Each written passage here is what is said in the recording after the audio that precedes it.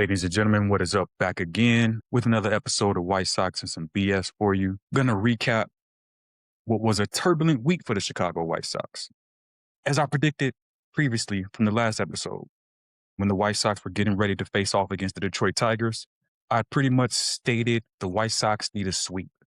Detroit's coming into your building. You know what you got to do. Take care of business against the teams that are trailing you in the divisional standings. Put belt to ass and take care of the Detroit Tigers. And your Chicago White Sox did exactly that. They got the brooms out. They swept away the Detroit Tigers and they took care of business like I predicted they would. Won the first game 4-3 in the bottom of the 10th. Won the second game 7-1. Finished off that finale with a 2-1 win. Unfortunately, the bad news that we have to deal with as White Sox fans was the injury to Munitaka Murakami. Hustling hard down the first base line, ends up leaving that game with an injury. Grade 2 hamstring, if I'm not mistaken. Sucks, right? Because he was playing some pretty damn good baseball for the White Sox, as we've all been witnessing and attesting to that fact. Hitting the ball well, being a real offensive force for this team and carrying a lot of that offensive weight and burden on his shoulders. And the entire roster has been playing, great baseball around him. So it's not like the White Sox are a one-man show, which I'll touch on in a little bit. But again, tough injury to deal with. He's hustling hard down the first base line, which is exactly what you want guys to do. Exactly what you want your better players to do for this team. And he was doing that. 4 to 6 weeks is the timeline for the injury. Again, that stinks because in all likelihood, it's going to put a dent in his overall numbers offensively this season. It's going to put a dent in him playing in the All-Star game. He was on track to be an All-Star this season. He may get announced and invited to the game. All likelihood, he's not going to be an actual participant in that game at this point now. So that sucks individually for him. But, the show must go on. And his injury is a test for the White Sox. And we'll discuss the numbers here in a little bit. Following that sweep against the Tigers, one of my follow-up predictions was that the White Sox would go into Minnesota. They had a 3-game set with the Twins after taking 3-1 against the Twins here in Chicago. They went to Minnesota to play a quick 3-game set with them. I had predicted the White Sox to win that series and take 2 out of 3. Unfortunately, things did not go the White Sox way. Sox ended up losing 2 out of 3 instead of winning 2 out of 3. I thought the Sox had it. Thought they had a great chance. Davis Martin pitched probably his worst outing of the season in that series. At least his worst start in quite a while. Sox ended up losing that game 6-4. He had some command issues. Wasn't getting guys out as often or as easily as he should have been. And the Sox ended up losing their second game in a row to the Twins in that series, but they did rally to avoid the sweep. And they went out and did a 8-0 shutout against Twins to finish off that series and to bring it back and get a game in the win column once again. You salvaged that trip. You avoided the sweep, packed up your bags on a positive note. Davis Martin, I'm sure, will be back and better in his next upcoming start. And, they're going to need him. We look at the games that are coming up on the White Sox schedule. They are definitely going to need Davis Martin to pitch like Davis Martin has been pitching throughout the course of the season. Again, that was in my opinion, his worst start of the year for the White Sox. That dropped his record to 8-2 as a starter, raised up his ERA from what it was. His ERA before that start, I believe, was a flat 2 even. And so that definitely put a dent in his numbers on the season as the White Sox de facto ace at this point. But again, Davis Martin has had a more than solid season for the White Sox at this point. You're going to have bad starts. That does happen. It is what it is. Look for Davis Martin to have the bounce back that you need for him to have in upcoming series and upcoming games for the White Sox. I'm expecting it. I'm assuming, of course, he's expecting it. His teammates are going to be expecting it. And Will Venable, the White Sox manager, is definitely going to be expecting that as well from him. So look for better to come from Davis Martin. Turning the page on the Twins, though, that brings you to the series that just concluded today with today's finale against the Philadelphia Phillies. Now, going back to last week's show, our last episode, I did predict that the White Sox would lose 2 out of 3 to the Phillies. This was a competitive series, though, right? This was not just, you went out and just got blitzed and blown off the baseball field against the Philadelphia Phillies. No, these teams were evenly matched. The White Sox put up a great fight. They had multiple chances in multiple games. I mean, again, the Sox played the opener. You lost 8-6. You were right there. You were close. You had opportunities in that game to get a W. You came up short. It happens. You even up the series. Yesterday, you get a 6-3 win in, again, what was a competitive game, powered by Colson Montgomery. He hit a home run. Jacob Gonzalez, whom the White Sox called up following Murakami's injury, you had to fill up a roster spot. Gonzalez has been tearing it up in the minors, leading the minors in home runs across all levels. Gonzalez has been lighting it up and torching it. And so he comes up, hits his first major league home run in yesterday's game, and it was a bomb. That thing went to the upper level, landed in the second deck. You know, if you get any baseballs up and out in the second deck of these stadiums, you hitting a massive rocket. And that's what that thing was. Jacob Gonzalez hit that ball to the second level. The Phillies home announcers was watching that thing leave, and they were like, damn. So everybody was impressed by the power that Jacob Gonzalez has showed in that game yesterday, the way he hit that moonshot of a home run. So kudos and credit to him. Congratulations on your first major league home run. You love to see it, right? And you love to see it in a win. That was a big game and a big win for the White Sox. They needed that. Get one on the ledger in the W column. That's precisely what they did. And today's game was a back and forth game. Obviously, the Sox lost 9-5, but that game was back and forth, right? The Phillies scored first. The White Sox came back and tied it up. The Phillies will score again. White Sox will come back and tie it up again. I mean, it was tied 3-3 in the third inning.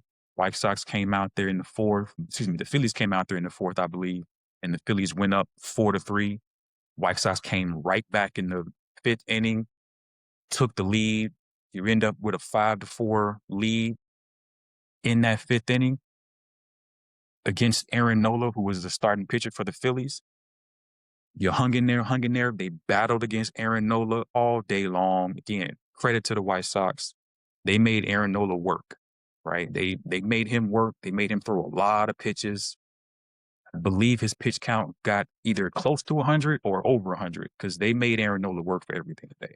So you got to give the White Sox credit, the White Sox hitters credit for making him really have to go in there and put in a whole lot of effort. Unfortunately, the wheels fell off when Venable had to go to the bullpen, had to rely on some of his bullpen arms. Tyler Davis, I believe, pitched that fifth inning and just could not get guys out when he needed to. Couldn't get that put-away pitch going. And the Phillies started to get the train moving. They started to get runners on base. They started to get the balls hit into the gap. And they started to get the runners on and get them over and get them home. And the lead went from being 5-4 White Sox to 5-5 tie to 6-5 Phillies to 7-5 Phillies. And then when the inning finally ended, the White Sox offense could not capitalize on the opportunities that they had. And unfortunately, you get opportunities to, on the road especially, you get opportunities to score runs. You got guys in scoring position on second and third with one out, and you can't convert. You don't continue to get those opportunities. And again, you are missing a huge run producer for you in Murakami, who has shown a propensity to come up with big hits in some of those big moments and spots. And so you didn't have him to rely upon today.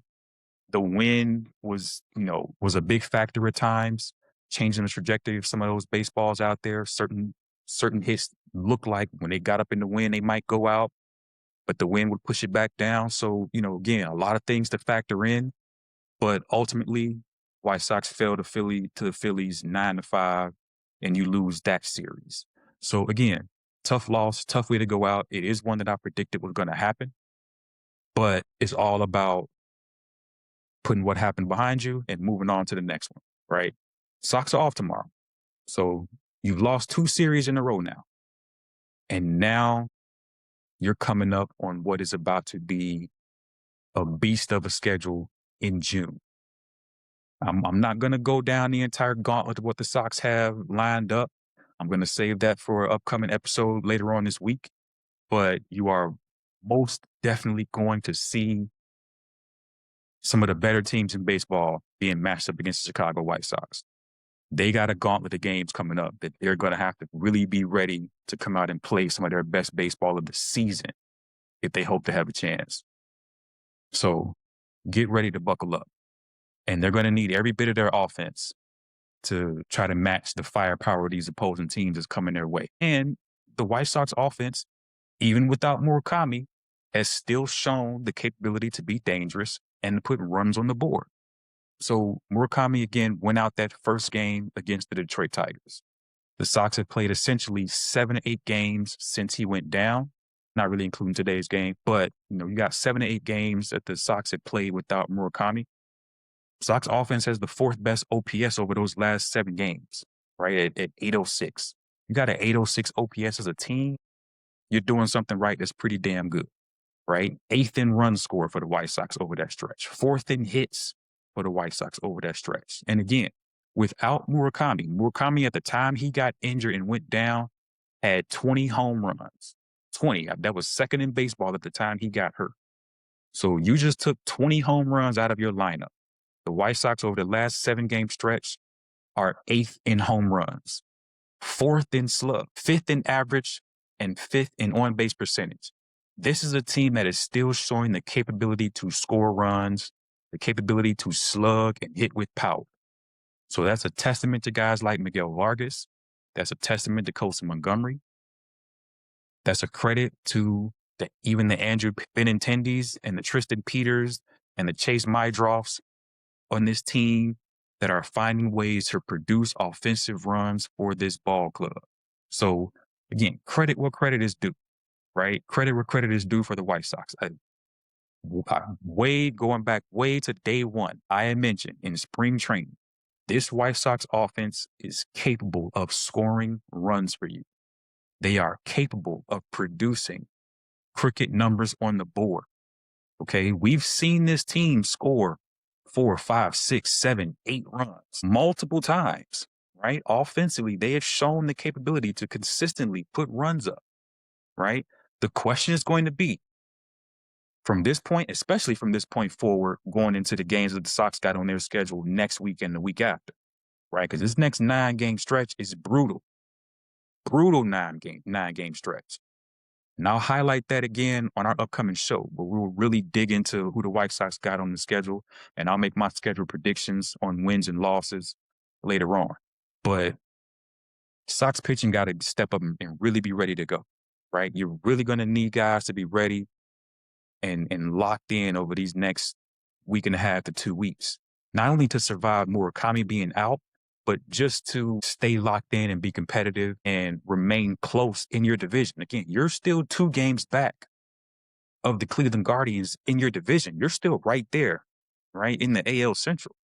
Okay, so, 2 games out, you haven't gone anywhere. You haven't lost a ton of ground on the Cleveland Guardians. You're still right there.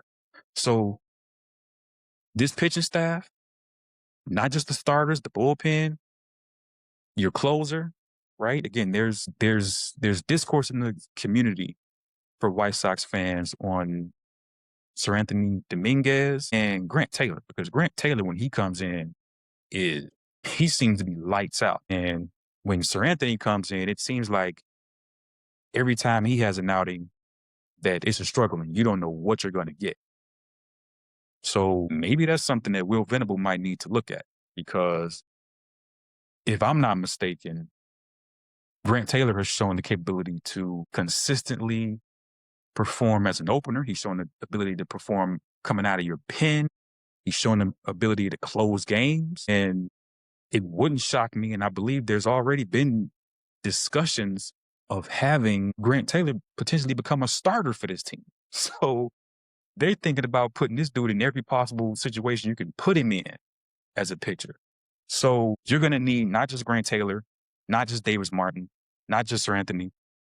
You're going to need the Tyler Davises. You're going to need, the Eric Fetties, right? You're going to need a lot of guys to step up and really try to perform and produce for this team from the pitching side, from the pitching standpoint, to really show up and show out and give you solid effort and solid performances going forward if you want to continue to remain where you're at in the standings in the division, and if you want to have a productive month of June to where you don't just backslide and fall back down and end up third or fourth in the division. We don't want that to happen. So we need the pitchers to be ready to produce and perform. We need these guys that are swinging these bats to continue to go up there and get good at bats, make these opposing pitchers work, make these opposing pitchers put in, effort and have to force them to execute their pitches and force them to get you out. Because this next stretch, you got to be ready to hoop. You got to be ready to produce in this next stretch. You got to be ready to go out there and try to put some numbers on the board once again for the White Sox to continue to stack W's in the win column, because we need those going forward. So, we got to have it. We got to see it. Let's get some consistent performances and effort. We'll do our win-loss schedule predictions on the upcoming show later on this week, and we'll get that out to you guys. You can see it. One final thing that I want to touch on before I close this out is RIP to Chicago Bulls color commentary broadcaster, former player, former member of the three-peat Chicago Bulls teams of 91, 92, 93, Stacey King. RIP Stacey King.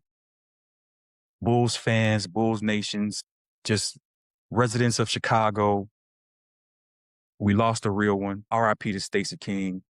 Your voice will be missed on Bulls broadcasts. You were doing it for a long time. You were fun. You were entertaining. Hey, man, shout out to Stacey.